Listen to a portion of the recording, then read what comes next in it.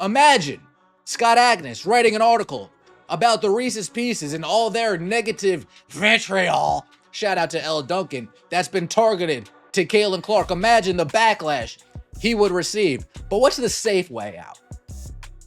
What's the safest way to big up the Indiana Fever? Well, you tear down Caitlin Clark's fans. When a beat reporter calls the most lucrative fan base in women's basketball the dark side, you know the WNBA has slipped into full-blown soap opera. In an article, he put something in there, and I don't know if he thought it was going to be a side note to his article, but you cannot call Caitlin Clark fans the dark side of the fandom. No, that wasn't the greatest or smartest idea in the world. Buckle up, because this storm isn't just about hot takes. It's about power, money, and the league's future. Listen, man, this is very sad, very disappointing. It's disgusting that Caitlin Clark has to be subjected to this nonsense. Remember the name Scott Agness. Until 48 hours ago, he was a respected insider with all-access credentials to the Indiana Fever locker room. Then, he published a column that slammed Caitlin Clark supporters as, quote, the dark side that could seep into the team. Nasty, nasty. If y'all don't know who Scott Agness is, he's a guy he's very close to the team. He gets a lot of access. He's in the practices. He's interviewing the players at practice. He's interviewing the players pre-game, post-game. He is very close with the team and has a lot of access to the players and the team. In one swipe, he compared foam finger-waving parents, teens, and first-time WNBA ticket buyers to Sith Lords. The post detonated across social media. Hashtags like #SithLordsInscription104 trended by lunch. And Agness? He spent the afternoon triple downing on local radio while Fever PR scrambled to distance the franchise from his remarks. This is really disappointing from a journalist so closely linked to the Indiana Fever organization. This is really, really disappointing, and it's really concerning in my opinion, because it is painting a 23-year-old on their team who is currently injured. Clark isn't just any basketball player. She dragged women's college hoops out of cable TV obscurity, delivered record Final Four ratings, and turned Fever road games into traveling blockbusters. Merch sells out. Secondary market tickets rival the NBA, and sponsor dollars flow like Gatorade in July. Yet the league whose revenue she just turbocharged can't, or won't, shield her from reckless elbows, Olympic snubs, and now a hometown media cross-check. The hypocrisy screams, "We want your ratings, not your voice." Ignorance is loud here, folks.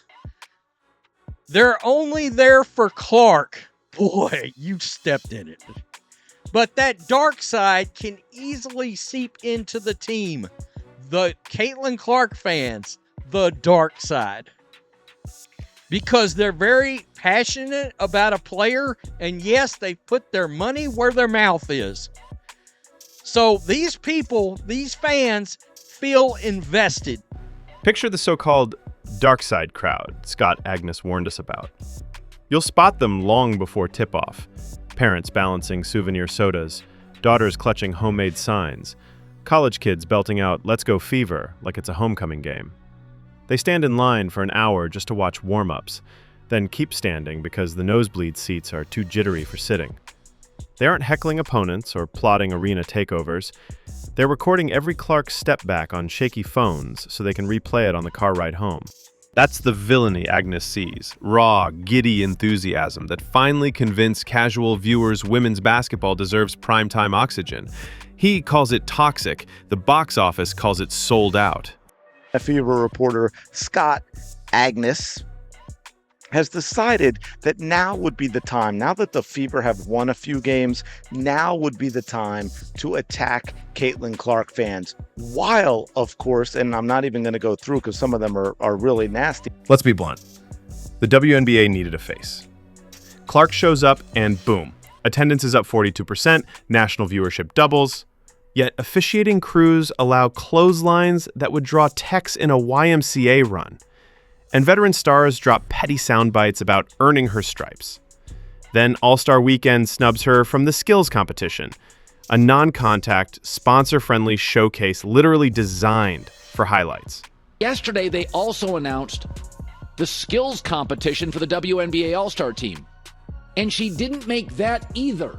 So you argued she wasn't good for the Olympics. Your argument, though I don't buy it, but it was your argument, women's basketball, that she would be a distraction. So isn't the perfect place to put her in the skills comp? Imagine Lionel Messi signing with MLS only to be benched during opening ceremonies.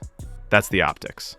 If you call a spade, you'll get labeled all types of names. Imagine Scott Agness criticizing South Carolina and Asia Wilson fans for going after Caitlin Clark during her rookie season. Imagine the backlash.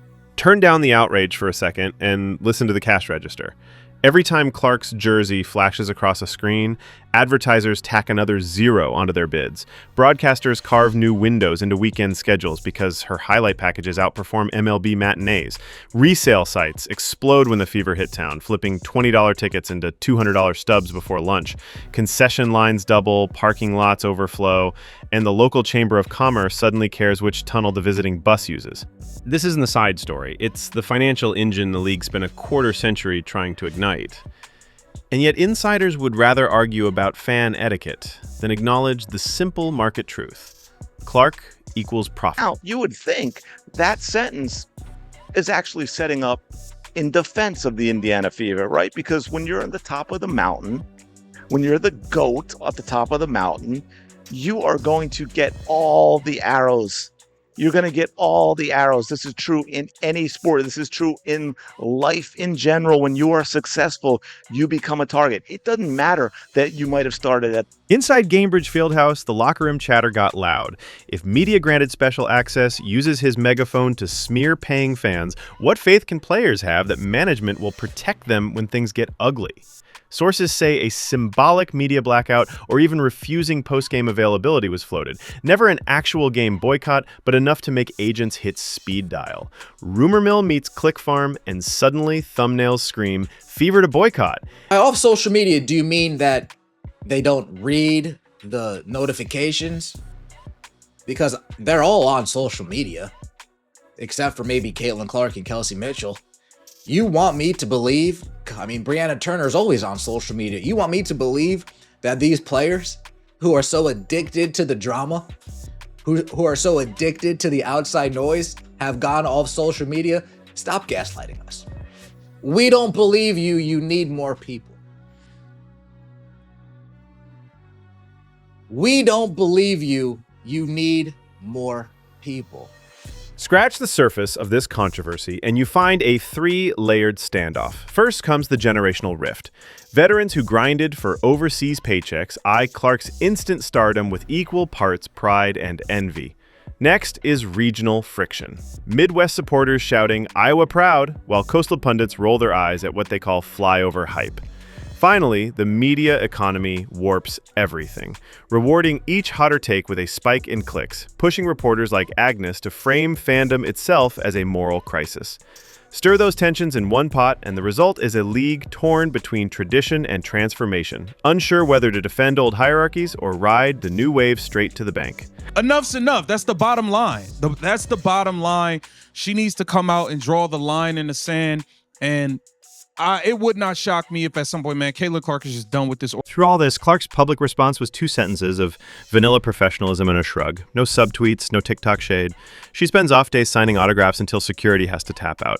Her stat line, 22, 5, and 7 on battered ribs and nightly hip checks. That composure exposes the insecurity of everyone taking cheap shots because you can't rattle what stays unbothered. Privately, the franchise loves the revenue spike, but fears locker room fracture.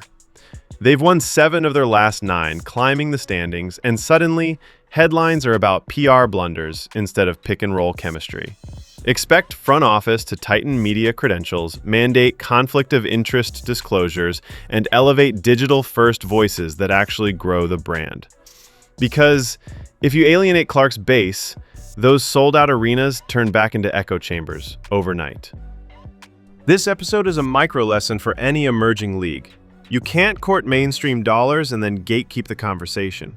Either embrace new demographics or watch them spend elsewhere. Women's sports sits at an inflection point. Streaming rights, NIL pipeline, stadium investment, all surging. Clark is the accelerant, not the arsonist. So, here's the ask. If you believe women's hoops deserves more visibility, tag the brands that sponsor the W in your next highlight tweet. If you're media, cover the game with the same rigor you cover the drama. And if you're a kid in the nosebleeds wearing number 22, cheer louder. You paid for that ticket. Dark side? Nah. That's just the sound of progress. Fever reporter, Sith metaphors, boycott rumors. It's messy, it's chaotic, but it's also proof that the WNBA finally matters on a cultural scale big enough to argue about. Stick around, we'll keep calling balls and fouls, Jedi lights or not. Smash the like, subscribe for weekly deep dives, and until next time, protect your peace, respect the game, and may the bank shot be with you.